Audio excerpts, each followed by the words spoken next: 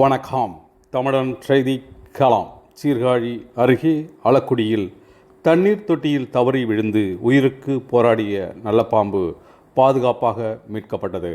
மயிலாடுதுறை மாவட்டம் சீர்காழி அருகே அளக்குடி காடுவெட்டி தெருவில் வசிப்பவர் லத்தீப். இவரது வீட்டு தண்ணீர் தொட்டியில் தவறி விழுந்து 6 அடி நீளம் கொண்ட நல்லபாம்பு வெளியே வர முடியாமல் உயிருக்கு போராடி கொண்டிருந்தது. இதனை அறிந்த லத்தீப் குடும்பத்தினர் அதிர்ச்சி அடைந்து உடனடியாக பாம்பு பிடிப்பதில் பயிற்சி பெற்ற பாண்டியனுக்கு தகவல் அளித்தனர்.